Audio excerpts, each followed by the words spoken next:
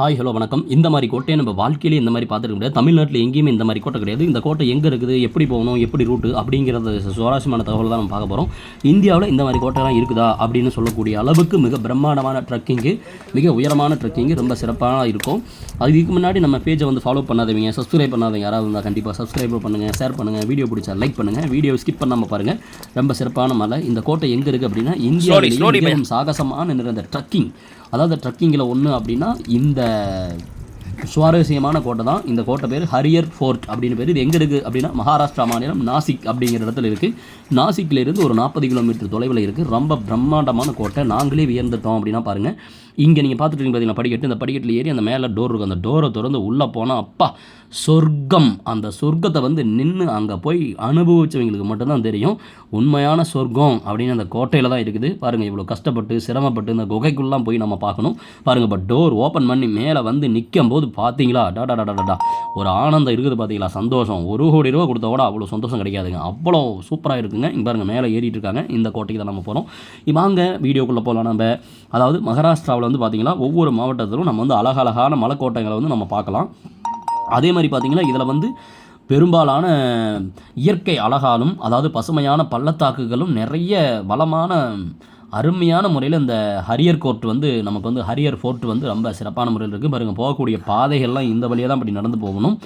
ரொம்ப சிரமப்பட்டு கஷ்டப்பட்டு நாம் போயிட்டு இருக்கும்போது வர சரியான மழை வேறங்க, ஏறவே முடியல, காற்று வேறு, நிற்கவே முடியல, பயங்கர பயம், எங்கே விழுந்துருவோமோ கீழே அப்படிங்கிற அளவுக்கு பயம். கண்டிப்பாக பயமாக இருக்கிறவங்க போயிடாதீங்க இந்த கோட்டைக்கு.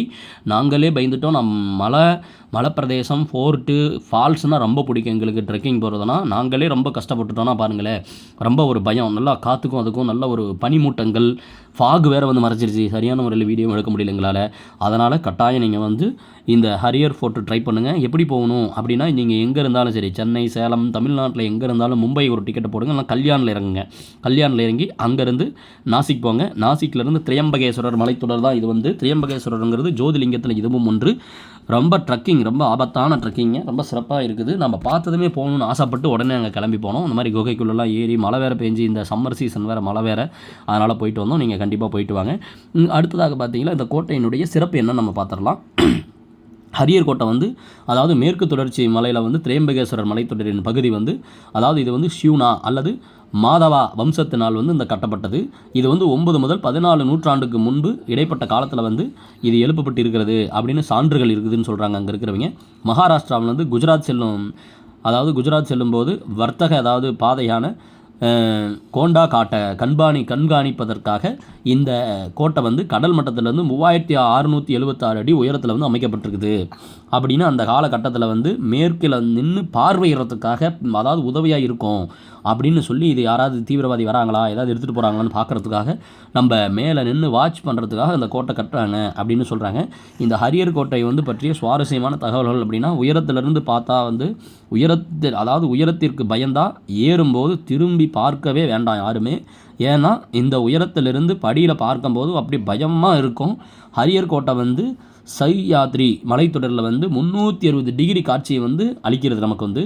நீங்கள் வந்து மழை காலத்தில் வந்து மலையேறும்போது அதனுடைய அழகில் வந்து அப்படியே மெய்மறந்து போயிடுவீங்க. அவ்வளோ சிறப்பாக இருக்கும். அழகு அப்படி பசுமையும், அழகுன்னா அழகு அப்படி ஒரு அழகாக இருக்கும். அதான் சொர்க்கம்னு சொல்லிட்டு நான் உங்கள்கிட்ட ஏற்கனவே.